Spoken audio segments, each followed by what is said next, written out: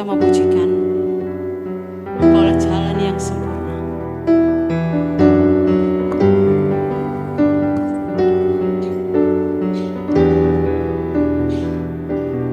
Engkaulah jalan yang sempurna, janji-Mu murni bagai emas perak, perisai perlindungan, keselamatan.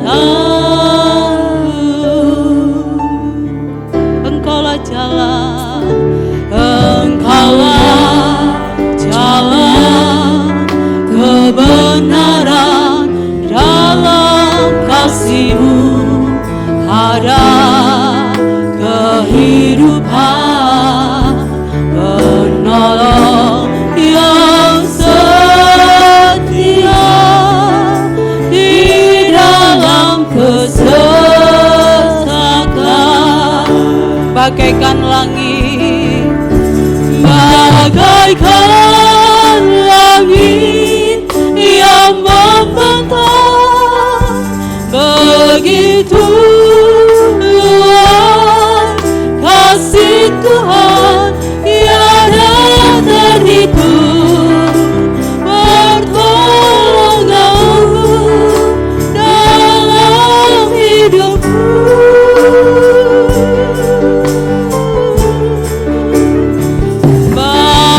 Bagaikan dalamnya samudra, begitu dalam kasih Tuhan, tiada terhitung kesetiaan-Mu dalam hidupku.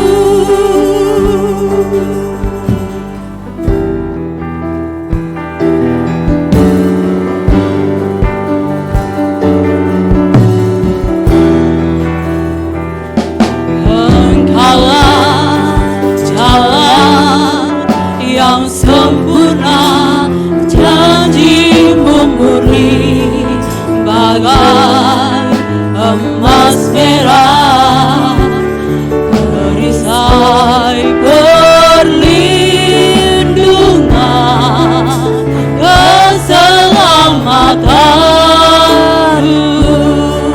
Kau jalan kebenaran, Allah jalan kebenaran, dalam kasih-Mu ada kehidupan, penolong yang setia di dalam kesesakan.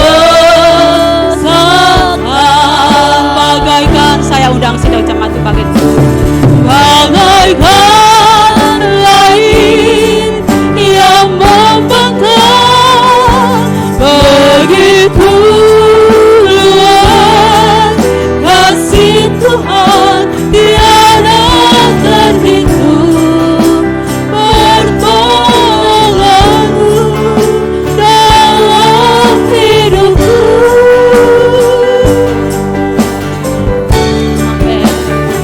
Oh, bagaikan dalamnya samudra, begitu dalam kasih Tuhan, tiada terhitung kesetiaan-Mu dalam hidup. Tiada terhitung,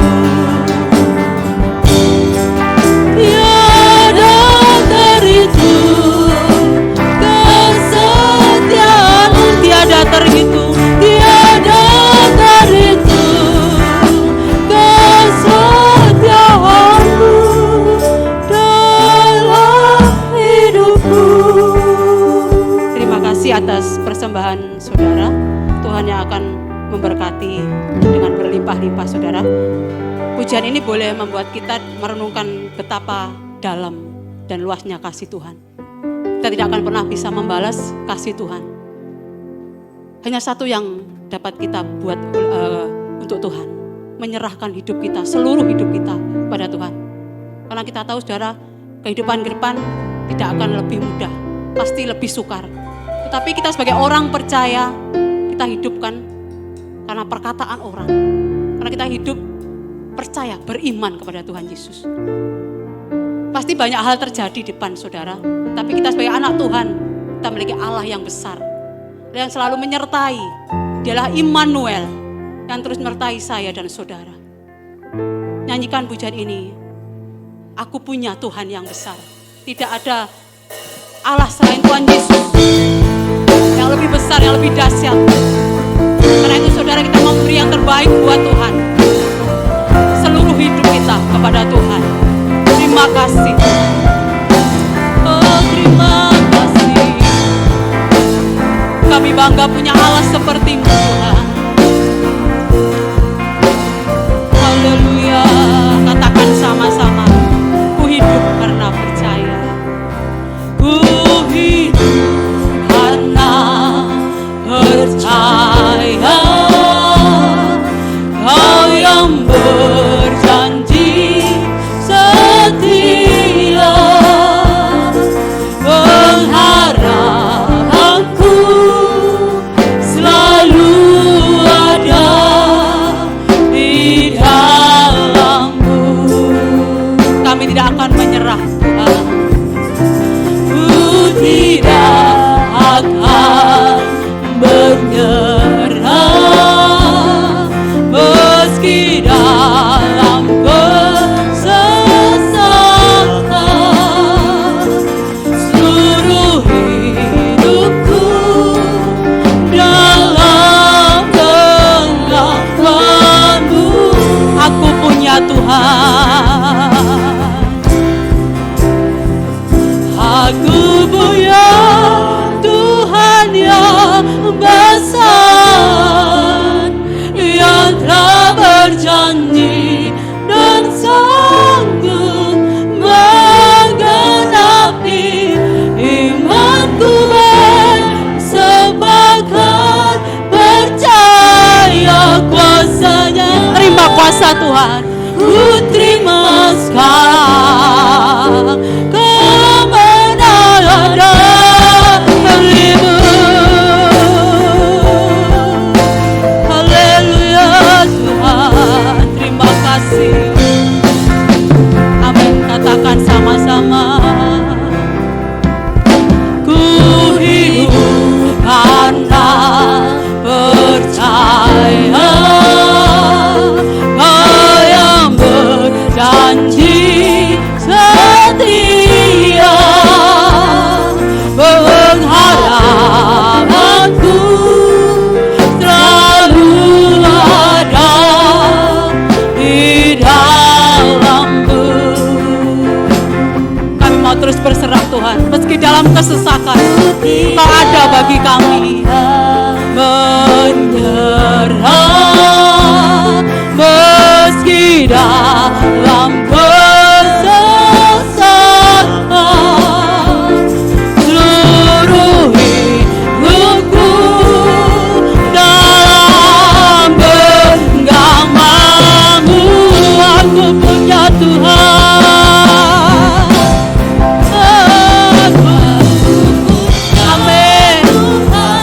Kau besar Tuhan, telah berjanji dan sanggup menggenapi imanku bersepakat percaya kuasa-Nya. Ku terima sekarang kemenangan dari-Mu. Kami terima kuasa-Mu Tuhan. Immanuel, Immanuel, Immanuel. Kau beserta kami Tuhan, besertaku. Immanuel, Immanuel, Immanuel. Engkau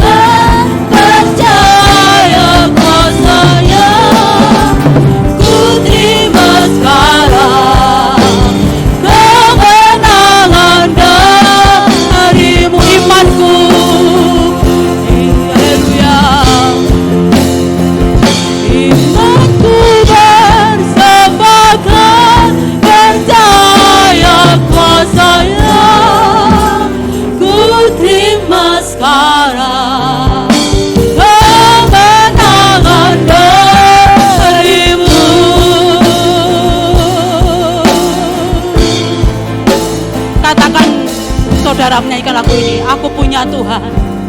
Terima kasih. Aku punya Tuhan yang besar. Katakan dengan iman. Hanya Yesus Allah yang besar, Dia dasar, Dia kuasa.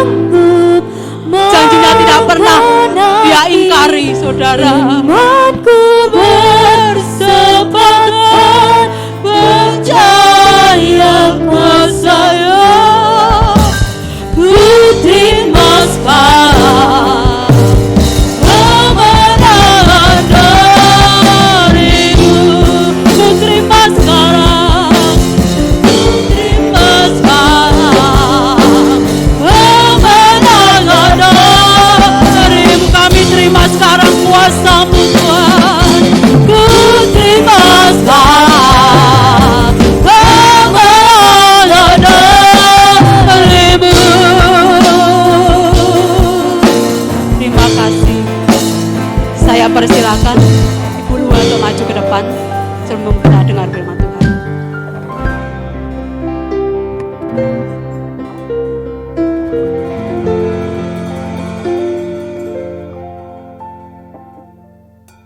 Terima kasih Tuhan, terima kasih kalau kami saat ini boleh memuji dan membesarkan nama-Mu semua karena kemurahan-Mu saja. Engkau begitu baik di dalam hidup kami Tuhan, kasih-Mu begitu besar di dalam hidup kami. Kami tak dapat membalas kasih-Mu selain hanya dengan memuji dan membesarkan nama-Mu saja. Bentar lagi kami mau menerima firman-Mu, Engkau urapi hamba-Mu yang akan menyampaikan firman-Mu. Biarlah firman-Mu boleh tertanam di dalam hati kami dan boleh kami lakukan dalam kehidupan kami sehari-hari. Terima kasih Tuhan, terima kasih. Dalam nama Tuhan Yesus kami serahkan doa ini. Haleluya, amin. Amin.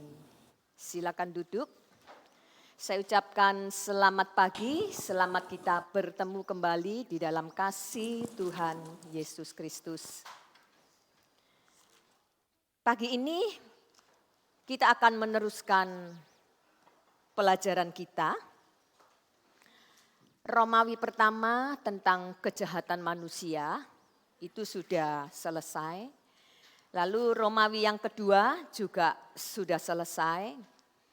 Di mana kemarin kita sudah mempelajari bahwa Nuh adalah seorang pria, seorang kepala keluarga, seorang suami yang berhasil membawa keluarganya selamat masuk dalam bahtera.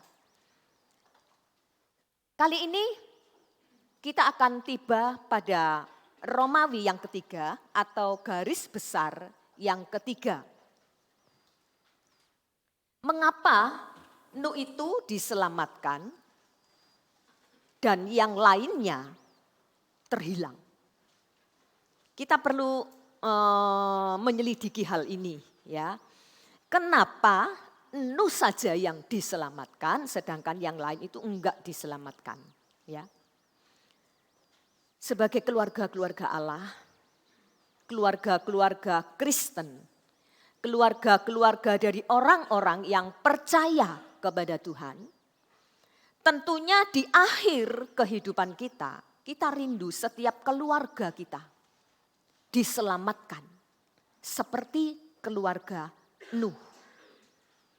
Tidak ada satupun yang tertinggal, ya, atau tidak diselamatkan. Ini menjadi kerinduan setiap kita, keluarga-keluarga Allah. Keluarga-keluarga yang percaya, beriman kepada Tuhan.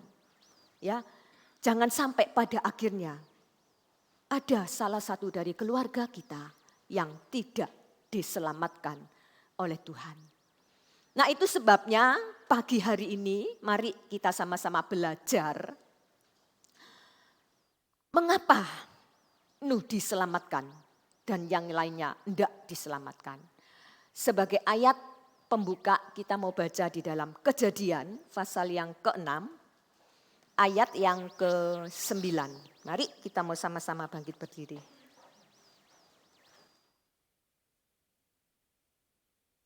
Kejadian 6 ayat yang ke-9. Riwayat Nuh. Inilah riwayat Nuh. Nuh adalah seorang yang benar dan tidak bercela di antara orang-orang sejamannya. Dan Nuh itu hidup bergaul dengan Allah. Amin. Silakan duduk. Saudaraku, kita datang lebih dulu pada perikopnya ya atau judulnya.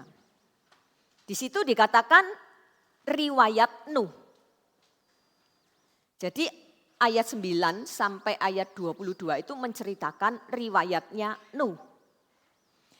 Kalau dikatakan riwayat Nuh, itu berarti jangan kita ini melihat riwayat atau kehidupan orang lain sekalipun itu ada di dalam Alkitab. Kenapa? Bukannya enggak boleh, silakan saja, boleh-boleh aja. Tapi kali ini kenapa kita enggak boleh melihat riwayat orang lain, kehidupan orang lain? Karena fokus kita lagi-lagi sedang mempelajari kehidupan Nuh. Riwayatnya Nuh, jadi fokus kita lihat kepada kehidupan daripada Nuh. Ya, kita fokus saja kepada Nuh. Kenapa Nuh diselamatkan sedangkan yang lainnya itu tidak diselamatkan? Saya percaya setiap orang pasti punya riwayat masing-masing. Tetapi jangan samakan riwayat orang lain dengan riwayat yang A dengan riwayat yang B. Atau jangan bandingkan riwayat Nuh dengan riwayat kehidupan mungkin seperti Abraham, Adam, atau nabi-nabi kecil yang lainnya. Tetapi sekali lagi mari kita mau lihat riwayatnya Nuh saja. Supaya kita ini enggak gagal paham ya. Supaya kita ini mengerti alurnya itu jelas ya. Kalau kita ambil riwayat hidup orang lain di dalam Alkitab ya memang benar, enggak apa-apa. Tapi nanti arahnya itu malah melenceng ya, kurang fokus kepada apa yang sedang kita bahas pagi hari ini. Terlebih dari itu supaya kita ini nantinya enggak kehilangan jejak-jejak dari kehidupan Nuh. Karena ini sangat luar biasa, kalau saya pelajari, saya renungkan ini luar biasa ya. Riwayat dari kehidupan Nuh ini. Saudaraku, yang namanya riwayat itu artinya cerita turun temurun ya atau sejarah hidup seseorang. Sekarang kembali lagi kepada satu pertanyaan tadi, kenapa? Apa yang membuat Nuh itu kok diselamatkan? Itu pasti ada sebab dan musababnya. Seperti ayat yang sudah kita baca tadi. Ada 3 alasan kenapa Nuh diselamatkan dan yang lain enggak diselamatkan. Yang lain itu terhilang. Saudaraku, kita datang pada ayat yang ke-9a, bagian A, Kejadian 6 ayat 9a. Tadi sudah dibaca. Dikatakan di dalam ayat itu, inilah riwayat Nuh.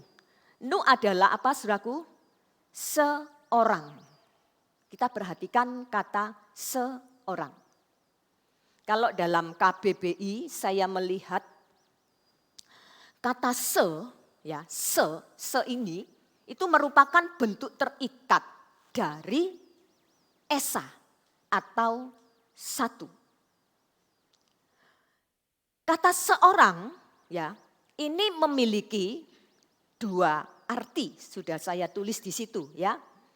Satu orang atau sendiri. Alkitab tidak menulis Nuh orang benar dan tidak bercela.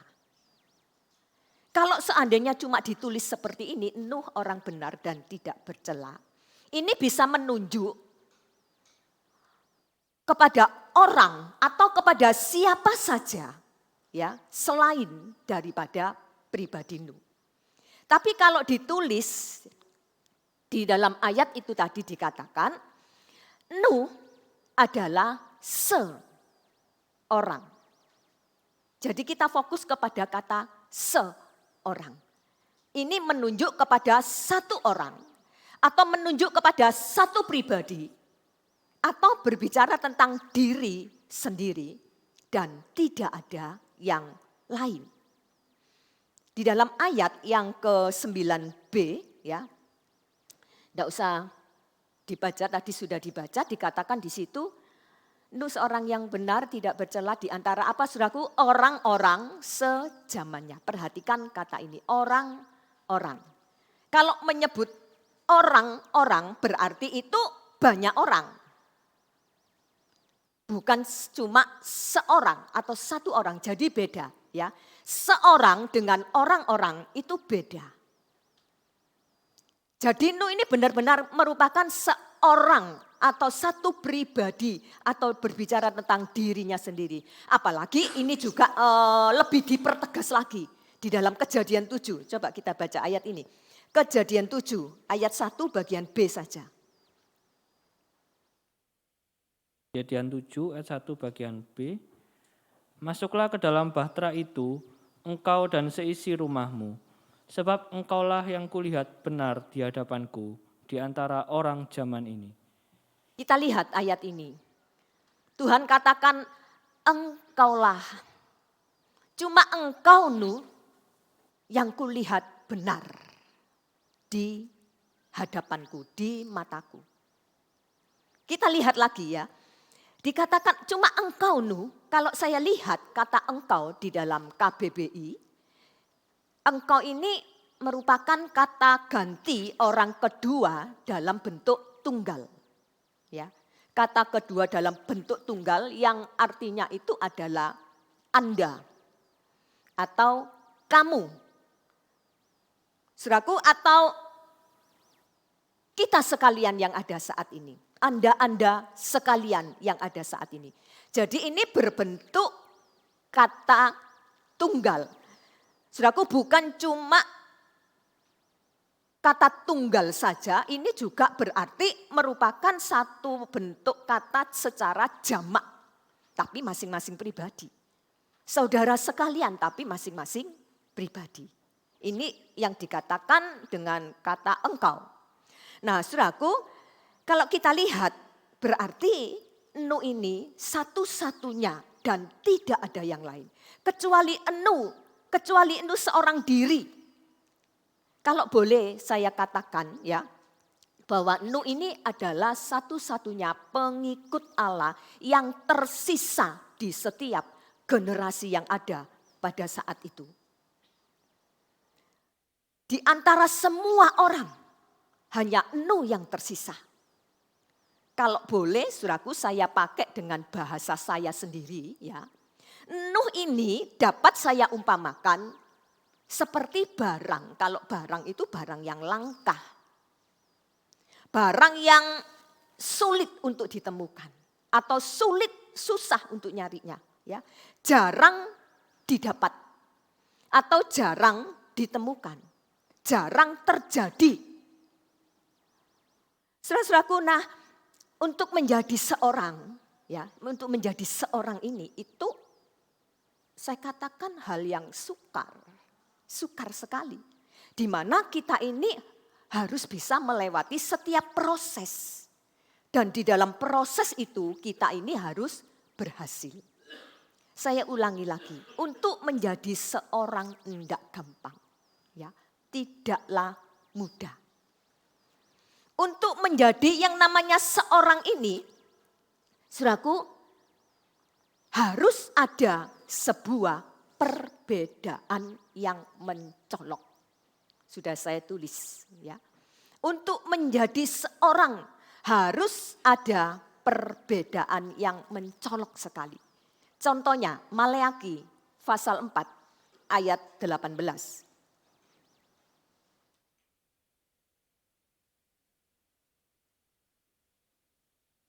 Maleakhi 3. Oh salah. Iya Maleakhi 3 ya. Maleakhi 3 ayat 18. Maka kamu akan melihat kembali perbedaan antara orang benar dan orang fasik, antara orang yang beribadah kepada Allah dan orang yang tidak beribadah kepadanya. Kamu akan lihat, ini pasal 3, saya salah tulis bacanya pasal 3, nulisnya pasal 4. Ini baca renung no firman itu kadang sampai capek gitu saudaraku ya. Mata sampai sepet-sepet gitu. Jadi dimaafkan aja. Saudaraku, dikatakan harus ada perbedaan ya antara orang benar dan orang fasik. Ini sangat penting sekali ya. Mana orang yang beribadah kepada Allah dan yang tidak beribadah kepada Allah. Mana orang itu orang yang percaya Tuhan atau enggak percaya Tuhan. Orang beriman atau enggak beriman itu harus ada perbedaannya. Kalau saudara mau dikatakan ini tadi, seorang, harus ada satu perbedaan. Jadi saya katakan, saudaraku, bahwa status kita ini harus jelas. Mana Kristen KTP dan mana Kristen yang sungguh-sungguh. Allah baru bisa menyebut kita ini seorang. Misalnya engkau Bu Rutliana satu-satunya. Ya, enggak ada yang lain, berarti cuma dia. Saudaraku, cuma engkau dan tidak ada yang menyamai, tidak ada yang lain yang benar seperti Ibu Rutliana. Mungkin seperti itu. Tidak ada orang yang mengasihi aku seperti engkau, Bu, gitu. Tidak ada orang yang hidupnya benar, hidupnya berkenan seperti engkau. Nah, coba kita perhatikan ya. Ketika kita punya nilai yang berbeda dengan dunia ini. Dan perbedaan inilah justru nanti yang akan menentukan saudara. Saudara selamat atau enggak selamat. Seperti pertanyaan tadi, mengapa lu selamat? Karena lu sudah menjadi itu tadi. Seorang yang berbeda. Dalam seluruh aspek kehidupannya, imannya, kasihnya, segalanya. Lu menjadi seorang yang berbeda. Dan perbedaan itu sangat mencolok sekali. Tuhan saja terkagum-kagum mungkin melihat kehidupan lu. Cuma engkau saja yang benar. Cuma engkau satu-satunya yang berkenan di hadapanku. Saudara-saudaraku, mengapa kita harus menjadi orang Kristen, menjadi umat Tuhan yang berbeda? Menjadi orang Kristen saja, ya, itu enggak cukup. Saudara sekedar datang ibadah, mengikuti semua kegiatan, enggak cukup. Jadi orang Kristen saja enggak cukup. Apalagi diselamatkan nantinya, enggak cukup. Kalau saudara lihat di dalam Roma, enggak usah dibaca, mungkin ini sudah menjadi ayat hafalan ya. Roma 12 ayat yang kedua, di situ dikatakan, janganlah kamu menjadi serupa dengan dunia ini, tetapi berubahlah. Berubahlah. Artinya apa? Kita harus berbeda.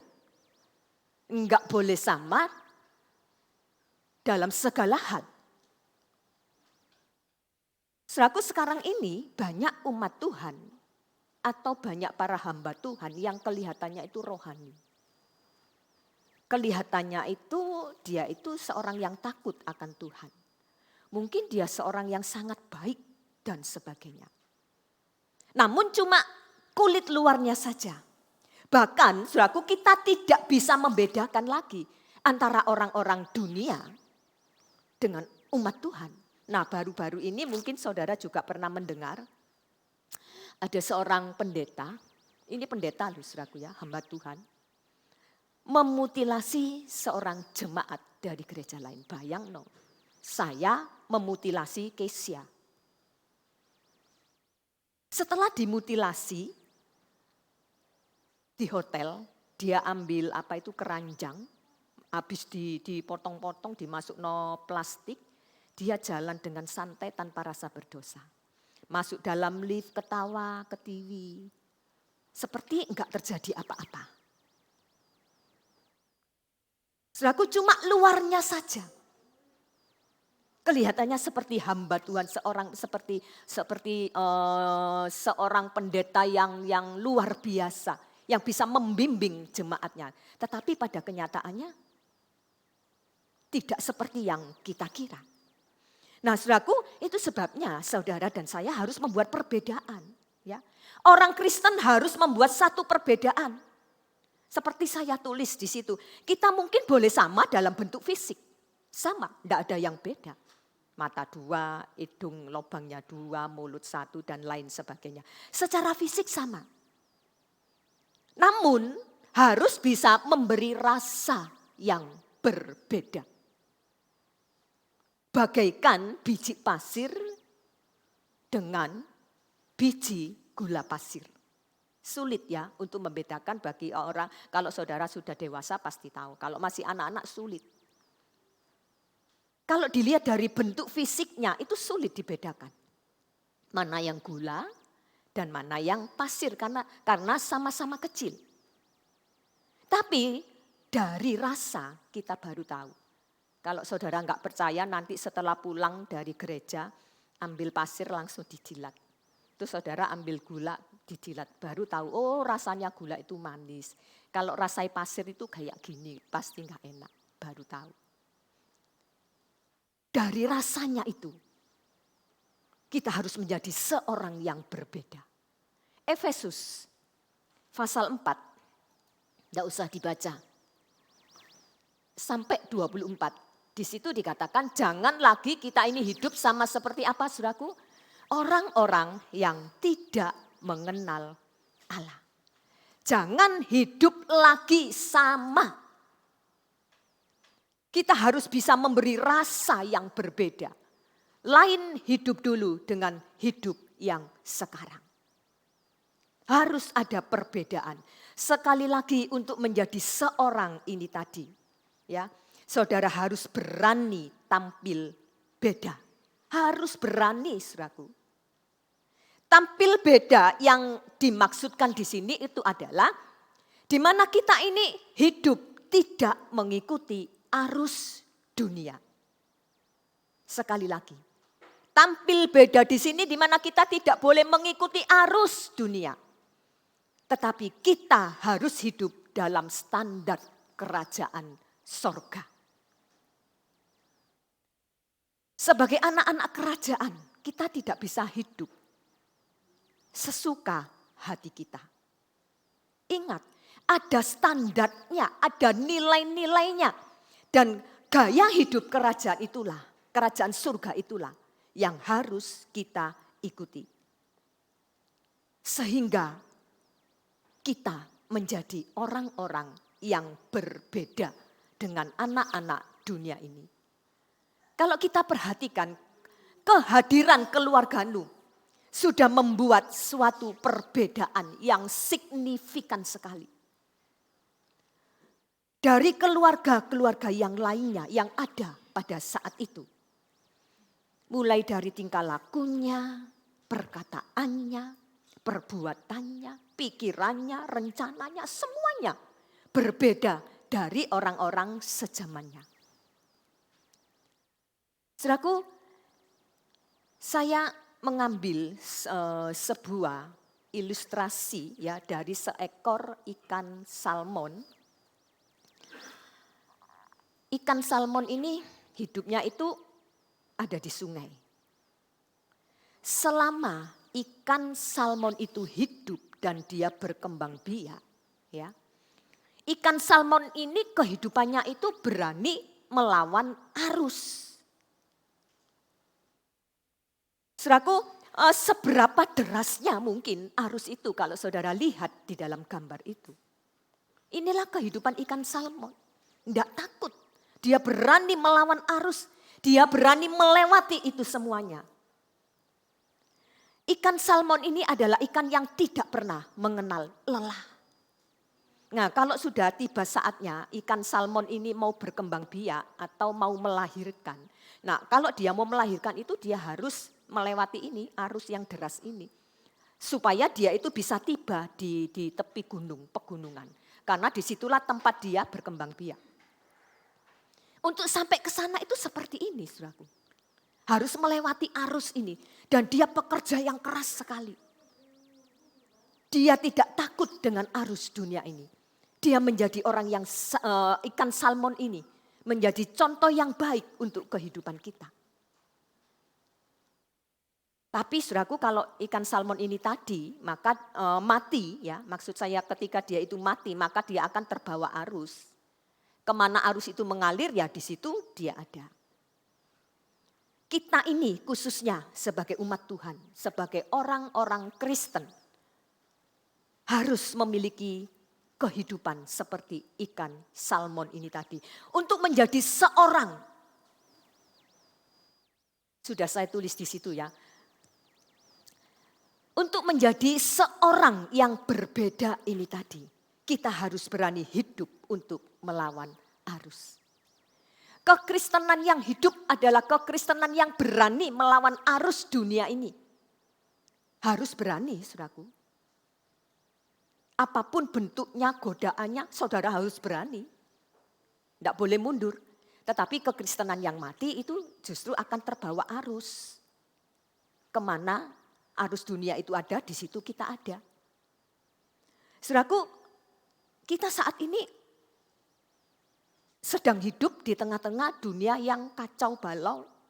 Di tengah-tengah dunia yang kompleks dengan persoalan, dengan kesukaran.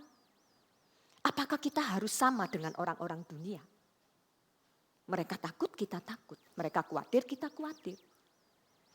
Tuhan mengajarkan kita harus berani melawan arus. Lawan itu dengan iman kita. Tetap pegang firman Tuhan. Tapi kalau kerohanian saudara mati ya seperti itu tadi, ikan salmon itu tadi, kita justru akan digiring. Menjadi sama dengan orang-orang dunia atau dengan orang-orang yang ada di sekitar kita, kita ikut ketularan. Tapi bukan seperti ini. Tuhan mengajarkan kita harus berani menghadapi apapun yang terjadi dalam kehidupan kita. Kalau kita lihat contohnya ya tentang kehidupan orang yang berani melawan arus ini, itu ada Musa. Mungkin banyak saudaraku ya. Tapi yang saya tulis adalah Musa, Yusuf dan Daniel. Hidup orang-orang ini ya, dia itu sudah diangkat oleh Tuhan. Ketiga orang ini sangat disukai oleh Tuhan. Karena tiga orang ini dia itu berani tampil beda. Dia sudah menjadi yang namanya seorang. Ketiga orang ini itu sangat dihormati. Sekalipun pada saat itu mereka ada di negeri asing. Ya, pencapaian-pencapaian yang luar biasa sekali dari ketiga orang ini. Semuanya terlebih dulu terjadi setelah mereka berani melewati sebuah proses yang sangat panjang sekali. Saudaraku, ketiga orang ini berani melawan arus. Yaitu di mana ketiga orang ini dia hidup berbeda dari orang-orang yang biasanya. Atau dari biasanya, dari orang-orang yang ada sejak zaman Musa, Daniel, dan Yusuf ini tadi. Nah sekali lagi yang menarik dari kehidupan Nuh ini adalah di mana dia itu bisa menjadi seorang suami, kepala keluarga, seorang ayah. Nuh ini sudah membuktikan semuanya dengan menjadikan dirinya sebagai itu tadi. Seorang yang berbeda. Puji nama Tuhan. Yaitu orang-orang yang tidak terpengaruh oleh sikon yang ada di sekitarnya. Nuh berani tampil beda. Nuh berani melawan arus dunia yang ada pada saat itu. Dia tidak ikut-ikutan dengan orang-orang yang jahat, orang-orang yang hidupnya rusak.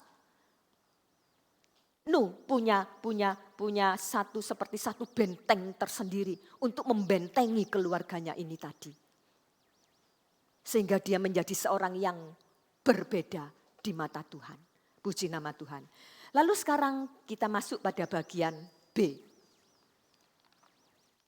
Kejadian 6 ayat yang ke-9b. Sudah dibaca ya. Selain Nuh ini sudah menjadi itu tadi ya, seorang yang berbeda. Yang bagian B adalah Nuh ini hidupnya itu apa saudaraku? Benar dan tidak bercela. Benar dan tidak bercela di tengah-tengah zaman yang sudah rusak. Zaman yang begitu jahat sekali. Kalau saudara renungkan, kalau mungkin Nuh ini ada di tengah-tengah orang yang baik, ya oke lah Nuh bisa hidup benar dan tidak bercela. Atau Nuh ini sedang ada pada satu kumpulan, sedang bergereja di Kahai ini, di tengah-tengah umat Tuhan, ya bisalah Nuh mungkin menampilkan dirinya sebagai orang yang benar dan tidak bercela. Tetapi kalau saudara lihat, kita sudah tahu cerita tentang Nuh ini. Nuh sedang hidup di tengah-tengah zaman yang rusak sekali. Di tengah-tengah zaman yang kejahatannya itu luar biasa sekali. Tetapi Nuh ini tetap bisa hidup benar. Ini luar biasa, saudaraku ya. Tidak bercela. Kalau saya renungkan, bisa enggak ya saya seperti ini? Bisa enggak ya saudara seperti Nuh ini? Zaman Nuh itu cocok dengan zaman kita saat ini. Kalau saudara mungkin kumpul dengan orang-orang benar tidak bercela, kita bisa mengikuti mereka. Tapi kalau saudara sudah kumpul dengan orang-orang yang rusak, orang-orang yang jahat, orang-orang yang hidupnya enggak benar ini tadi, apakah kita bisa mempertahankan kehidupan kita yang benar? Bukan cuma benar tok ya. Dikatakan ayat itu dipertegas lagi, enggak bercela, berarti enggak ada celah sedikit pun. Benar dan tidak bercela. Nah, saudaraku, dari renungan ini ya, kita dapat menemukan ada dua kata yang saling berkaitan atau terkait erat ya, enggak bisa dipisahkan. Yang namanya seorang yang benar itu pasti apa? Hidupnya enggak bercela. Pasti. Tidak ada cacatnya. Tidak ada kekurangannya. Atau sesuai sebagaimana adanya. Seharusnya. Sebetulnya tidak salah. Jadi kalau benar itu harus enggak bercela. Nah, kata benar ini, saudaraku, sebetulnya itu kalau saya renungkan itu menyangkut seluruh identitas dari kepribadian kita. Atau kepribadian Nuh yang ada pada saat itu. Bukan menunjuk kepada salah satu hal saja. Ya, tapi menunjuk kepada seluruh identitas dari kepribadian kita. Bahwa mulai dari pikiran, mulai dari perasaan, angan-angan, perkataan kita, sampai perilaku dan tindak tanduk kita. Itu benar adanya, enggak bercela sedikit pun. Nah, saudaraku, kalau kita ini berkata, saya sudah hidup benar. Saya sudah benar. Buktinya saya tidak melakukan kejahatan. Buktinya saya enggak berbuat dosa.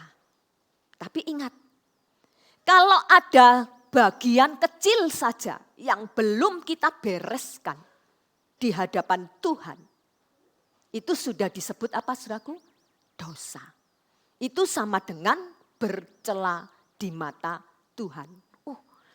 Wangel kayak saudaraku ya. Tapi ini Allah yang tuntut dari hidup kita. Kalau kita pengen selamat benar, enggak bercela sedikit pun. Saudaraku, Ulangan ya, kita baca ayat ini di dalam Ulangan 18 ayat yang ke-13.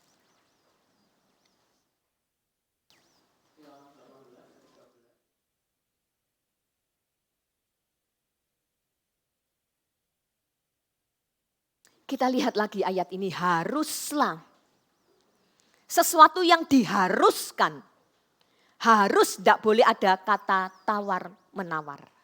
Harus mau, tidak mau, harus mau. Haruslah engkau hidup dengan tidak bercela di mata Tuhan alam. Artinya apa? Engkau harus hidup benar.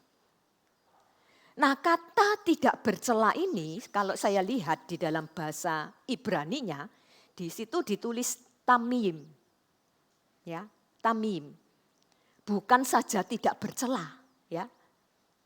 Lalu kalau saya lihat lagi dalam bahasa Inggris, ditulis blameless, artinya tidak bercacat. Atau dalam kamus yang lainnya ditulis without spot, tanpa noda. Tapi juga dalam terjemahan bahasa Inggris lainnya, kita harus bisa membanding-bandingkan, ya. Itu perfect. Artinya apa? Sempurna. Jadi kita lihat tidak bercacat, benar dan tidak bercacat. Itu artinya sempurna. Sempurna. Kata sempurna ini saya ambil di dalam Matius 5 ayat 48. Kita baca ayat ini.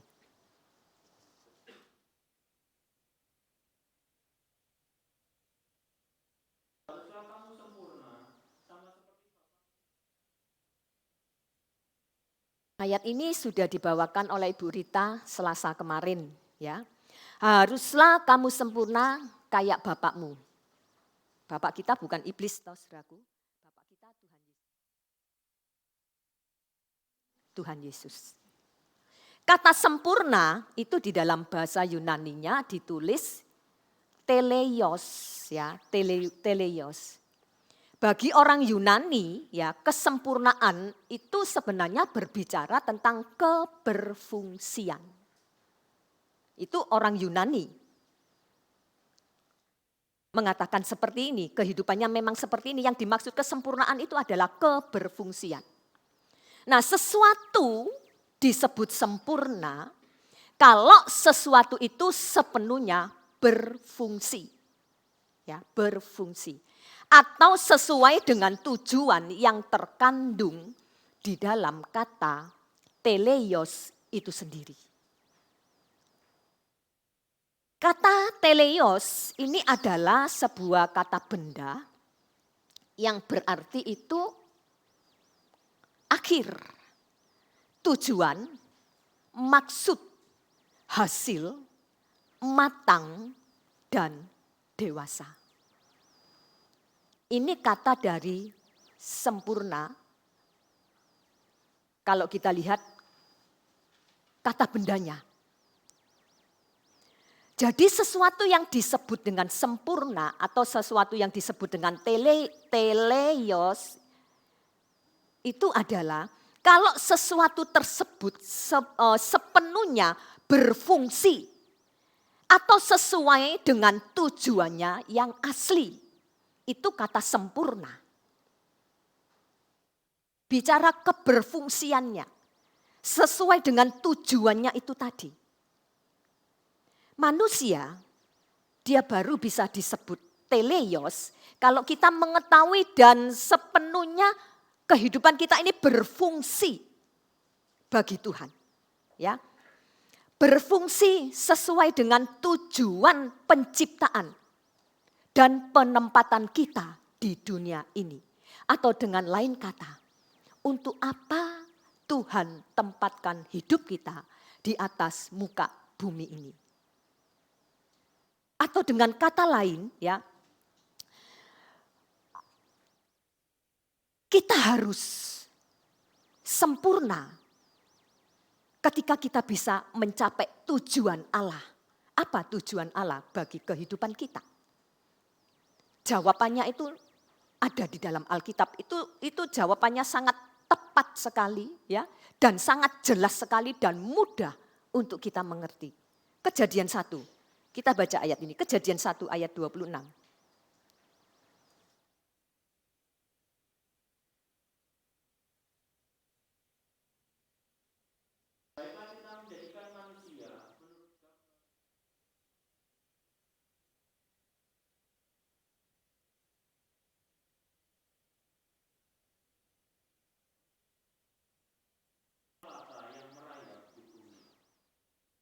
Kita lihat, saudaraku, apa tujuan Allah menciptakan kita?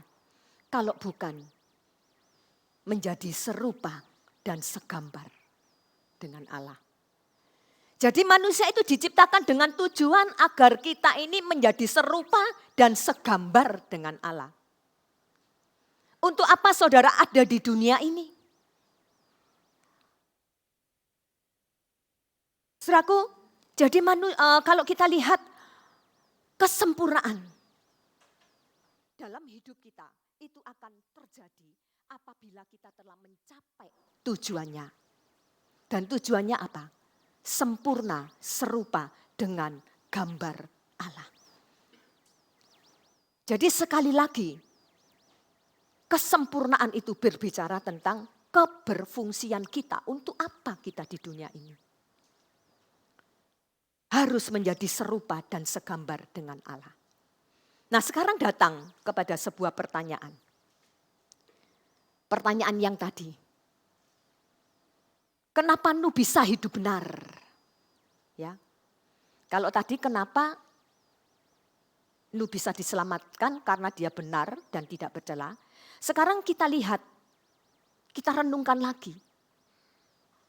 Kenapa Nuh kok bisa hidup benar dan tidak bercela di tengah-tengah zaman yang rusak? Padahal kalau saudara lihat tantangan hidup yang dihadapi oleh Nuh pada saat itu, saya katakan tidak bisa dibilang ringan. Ya. Kalau saya katakan sangat berat sekali. Tingkat kecemarannya, tingkat kerusakannya, tingkat kejahatannya itu dapat saya katakan berada di atas batas normal. Di ambang batas normal. Tetapi saudara perhatikan, Nuh ini tetap bisa menjaga gambar dan rupa Allah. Tidak hilang dari kehidupannya. Dia tetap bisa hidup benar dan tidak bercela. Saudaraku, Tuhan saja berkata pada saat itu, aku ini aja melihat manusia yang sudah aku ciptakan, aku sudah enggak tahan lagi. Semua perbuatannya memilukan hatiku. Kejahatannya sudah sampai di hadapan takhtaku. Itu sebabnya Tuhan menghukum. Tuhan aja loh saudaraku, enggak tahan melihat orang-orang yang hidup di zaman Nuh. Tetapi kalau Nuh ini bisa tetap hidup benar dan tidak bercela. Bukankah itu sesuatu yang aneh, ya? Sesuatu yang luar biasa sekali. Nuh bisa menjaga kehidupan keluarganya sedemikian rupa.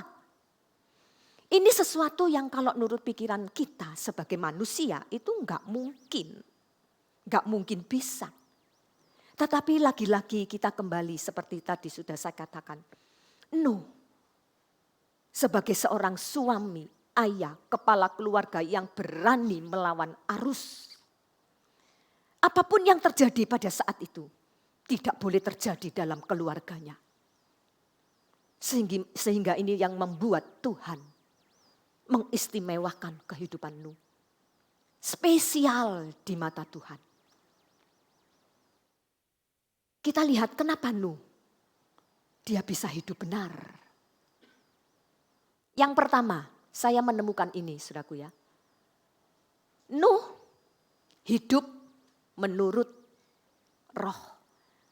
Nuh lebih memilih hidup menurut roh.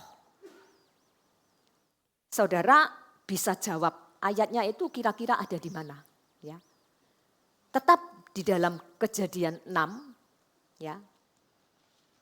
Kejadian 6, tapi ayatnya itu ayat berapa? Saya kepingin saudara coba ikut menjawab. Kalau kita merenungkan firman, ya, itu harus melihat ayat sebelumnya dan sesudahnya. Nah, ini yang saya temukan, ya. Dan saya kepingin saudara juga temukan. Jadi saya enggak mengambil atau saya menganalisa sendiri, saya tafsir sendiri, enggak. Karena setiap kali saudara berkhotbah dalam satu perikop itu jawabannya itu pasti ada di situ. Jadi kita enggak usah lari kemana-mana, ya. Saya ingin tahu jawabannya di mana, saudaraku. Coba saudara baca ini, saya kasih bocoran aja. Coba tampilkan ayatnya. Nah itu, enggak saya kasih ayat, saya kasih pasalnya aja. Di mana saudaraku? Sebelumnya ada, sebelum ayat 9. Di mana jawabannya? Kalau renungkan firman itu seperti ini saudaraku ya. Tidak cukup waktu 2 jam, 5 jam, 4 jam itu tidak cukup saudaraku. Jadi harus fokus. Dan saya geluti ini saudaraku. Dan saya menemukan ini. Di mana saudaraku? Puji Tuhan. Pinter saudara ya. Diisi sekarang ayatnya. Ayat yang ke-3. Karena wis ada bocoran nih saudaraku ya.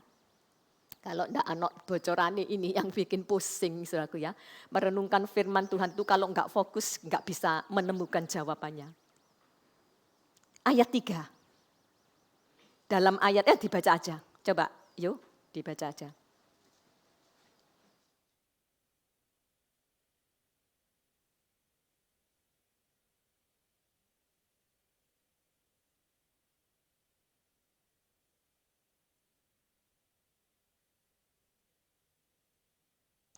Kita lihat dalam ayat ini kita temukan ada 2 kata yang sangat berlawanan ya, sudah saya tulis di situ roh dan daging. Berlawanan, bertentangan. Saudaraku, dikatakan dalam ayat tadi, rohku tidak akan selama-lamanya apa? Tinggal di dalam manusia. Berarti apa? Roh Tuhan keluar dari manusia karena manusia itu jahat. Hidupnya rusak. Jadi roh itu keluar. Aku enggak betah tinggal di dalam hati manusia yang rusak, penuh dengan dosa. Jadi hati-hati. Saudara kalau mau roh Tuhan itu tinggal, harus benar. Ya. Enggak boleh bercelah. Sedikit pun. Lalu selanjutnya, karena apa? Manusia itu adalah daging. Roh versus daging. Nah, kita akan selidiki ini kembali. Hidup di dalam roh. Supaya saudara ini ngerti, tidak cuma mengerti, oh roh Tuhan harus tinggal dalam diri saya. Saya enggak puas dengan hal seperti ini. Saya gali terus itu firman Tuhan. Dan ini saya ambil di dalam Galatia 5, ayat 16. Hiduplah oleh roh, tidak usah dibaca. Hiduplah, kita datang dengan kata hiduplah. Hiduplah di sini artinya itu sudah saya tulis, berjalan, bergerak, dan bertindak bersama. Ya. Kalau dikatakan tadi hiduplah oleh roh, ya, berarti berjalanlah, bertindaklah, bergeraklah di dalam, bergeraklah oleh roh. Roh yang mengendalikan. Lalu kata oleh, ini juga berarti dalam, ya. Kalau dikatakan hiduplah oleh roh, itu sama dengan hiduplah di dalam roh. Hal ini saudaraku merupakan suatu dorongan yang terjadi dari dalam diri kita sendiri. Dan akhirnya menggerakkan orang beriman itu untuk berjalan maju. Bergerak maju, bertindak. Mengarah ke arah depan. Siapa yang mendorong? Yang dari dalam. Kalau bukan roh itu sendiri. Makanya hiduplah oleh roh. Nah, hidup oleh roh ini juga berarti menempuh hidup di dalam roh. Dan yang mana nantinya roh itu akan selalu memimpin setiap kehidupan kita. Sebagai orang yang percaya. Untuk saudara ini bisa tetap hidup benar. Tidak bercela. Tanpa roh tidak bisa, saudaraku. Dan inilah yang sudah dilakukan oleh Nuh. Nuh lebih memilih untuk hidup. Sehingga roh yang ada di dalam Nuh itu tadi memampukan Nuh untuk tetap berjalan sesuai dengan kehendak Tuhan. Nuh itu sama dengan kita. Kalau kita mau hidup benar dan tidak bercela, tidak ada jalan lain, saudaraku, kecuali saudara harus hidup di dalam roh. Dengan mengenakan kekuatan kita sendiri, sangat mustahil. Tidak mungkin 1000.000.000% tidak akan bisa berhasil untuk hidup benar dan tidak bercela. Kecuali kita mau hidup di dalam roh. Ini penting sekali ya. Harus hidup di dalam roh. Dan ciri-cirinya orang yang hidup di dalam roh itu kelihatan sekali ya. Ciri-ciri orang yang hidup dalam roh itu adalah di mana dia selalu memberikan dirinya untuk dipimpin oleh roh. Dia akan hidup di bawah tuntunan dari roh Allah. Itu ciri satu-satunya yang ada dalam hidup kita. Kalau saudara mengatakan, saya sudah hidup di dalam roh. Tapi apakah kita sudah memberikan diri kita untuk dipimpin oleh roh? Untuk hidup di bawah tuntunan roh Allah itu tadi.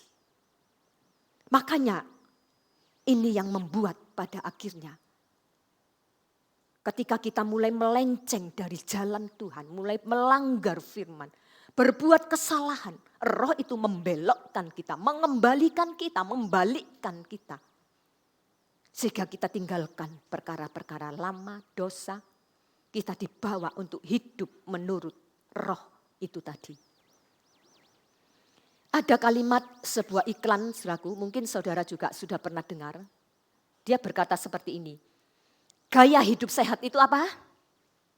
Keren. Pernah dengar ya? Gaya hidup sehat itu keren.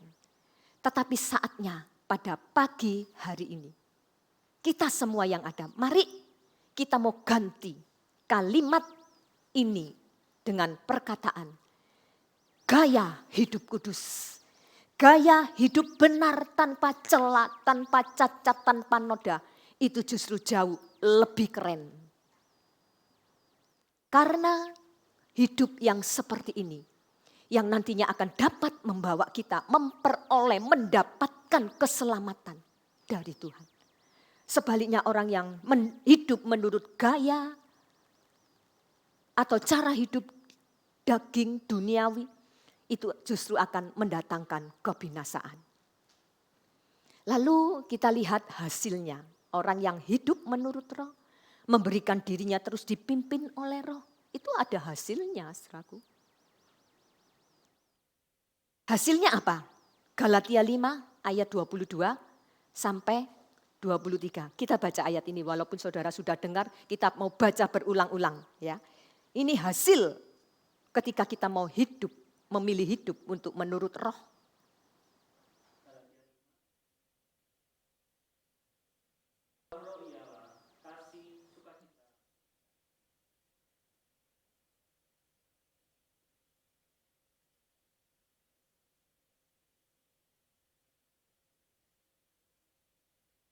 Kita lihat, kalau saudara mau memiliki semua buah roh ini, saudara harus hidup di bawah pimpinan roh. Kenapa Paulus di sini menyebut buah roh? Ya, Paulus mungkin bisa saja menyebut dengan perbuatan roh seperti perbuatan daging. Itu ada ya di ayat 19. Tapi Paulus mengatakan dia menyebut buah roh. Bisa saja Paulus menyebut buah kesalehan, buah kebaikan, dan semua yang terdaftar dalam buah-buah itu tadi. Mungkin ada banyak istilah-istilah ya yang bisa Paulus katakan. Saudaraku, ada beberapa hal ya yang menarik sekali dari penggunaan ya ungkapan dari buah roh ini tadi. Mari kita akan lihat saudaraku tentang ungkapan buah roh ini tadi. Yang pertama, kita datang lebih dulu dengan kata buah. Buah dalam bahasa Yunaninya itu disebut karpos. Penggunaan istilah ini itu jelas ya, dimaksudkan sebagai sesuatu yang kontras dengan perbuatan. Atau buah roh versus perbuatan daging. Ini yang sesuatu yang kontras, berlawanan, enggak sama. Nah, kata buah itu sebenarnya ya menyiratkan ketergantungan pada pohon sebagai penopang.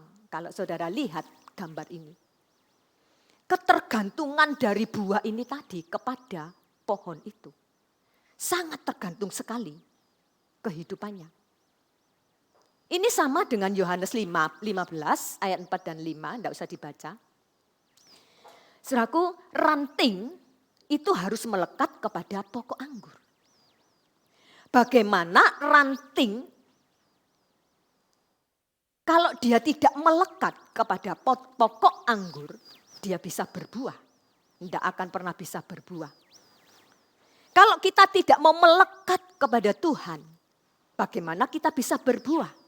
Tidak akan pernah bisa berbuah.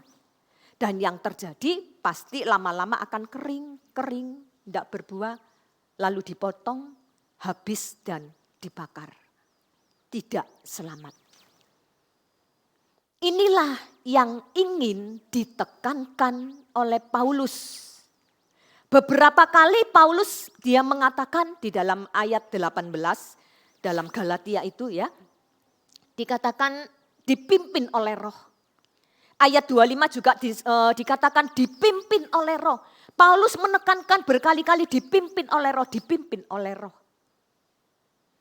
Paulus tidak katakan mengikuti Roh. Ya, mengikuti Roh. Tetapi harus dipimpin, bukan mengikuti, ya, dipimpin oleh Roh. Kalau kita lihat ungkapan mengikuti Roh, itu kan kadang kita kan masih memberi ruang terlalu besar untuk usaha kita sendiri. Usaha manusia itu sendiri. Masih memberikan celah, kita ini ikut-ikut. Supaya aku bisa berbuah, aku bisa memiliki buah-buah itu tadi. Ada upaya kita. Apakah dalam hal ini berarti bahwa manusia itu enggak perlu berusaha untuk bisa menghasilkan buah roh ini tadi semuanya? Saya katakan sama sekali tidak ada. Tidak ada usaha kita. Kita hanya perlu hidup oleh Roh, hidup di dalam Roh, mau dipimpin oleh Roh. Maka itulah yang akan membuat kita bisa memiliki buah-buah roh itu tadi. Lalu kita lihat sekarang yang selanjutnya. Hal menarik yang kedua tentang ungkapan buah roh ini tadi. Nah, saudaraku, kata buah di sini itu berbeda dengan sebuah perbuatan. Ya, berbeda. Buah dan perbuatan itu berbeda.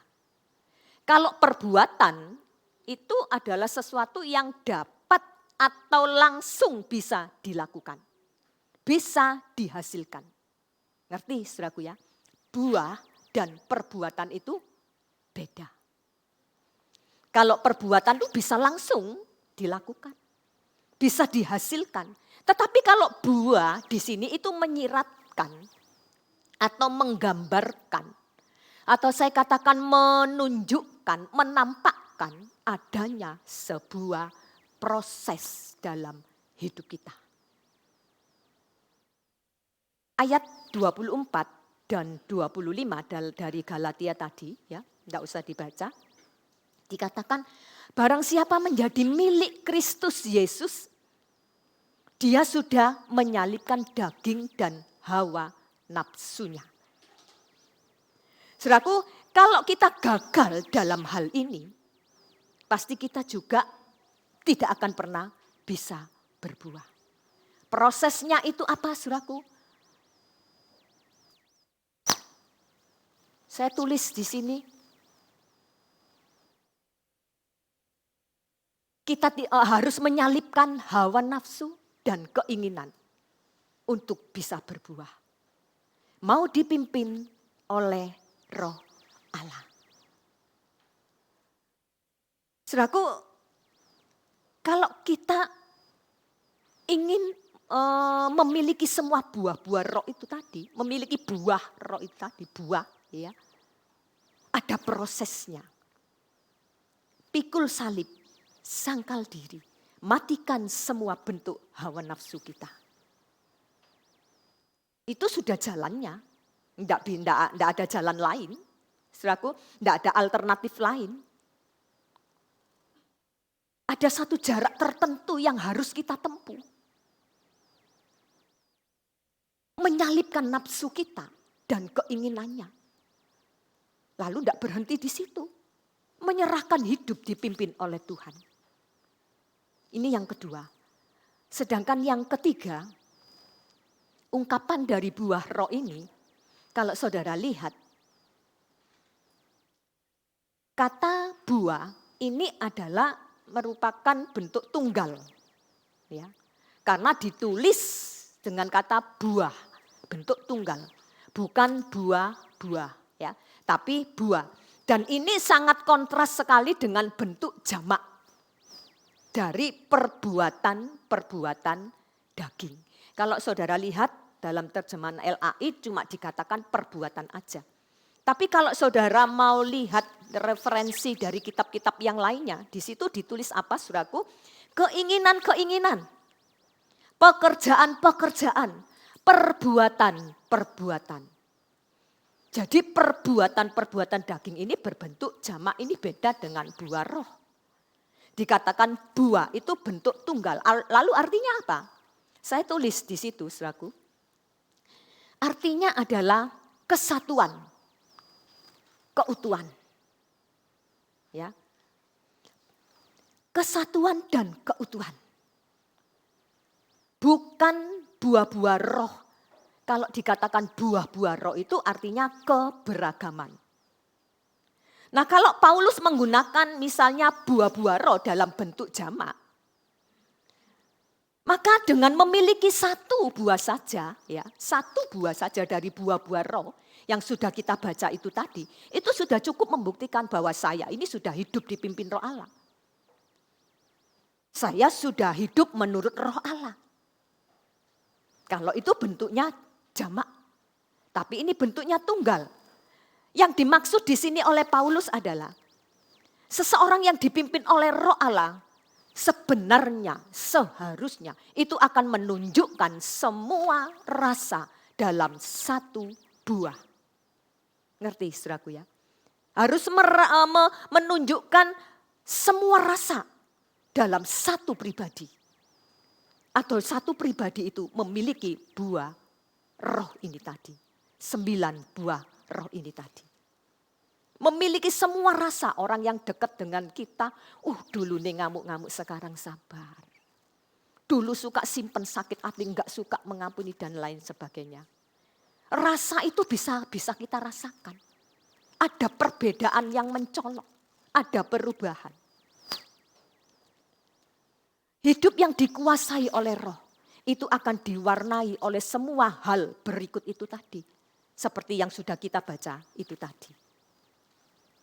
Puji nama Tuhan. Apa kita tidak ingin, saudaraku, hidup yang singkat ini ya, cuma sementara ini. Apa kita tidak ingin memberikan rasa yang berbeda? Pengen, saudaraku ya. Pengen memiliki semuanya itu. Tapi ada banyak gagalnya juga. Tapi tidak masalah. Sekalipun kita gagal, datang kepada Tuhan, Tuhan mampu untuk memulihkan setiap kehidupan kita. Kayaknya sudah tidak nututi, saudaraku ya. Waktunya, nanti akan saya sambung tentang hidup di dalam daging. Kita juga perlu mengetahui hal ini. Karena ini juga sangat penting sekali menyangkut saudara bisa hidup benar atau tidak. Nah, saya ingin Bu Mega sama Pak Yakubus yang bantu singer naikkan dengan pujian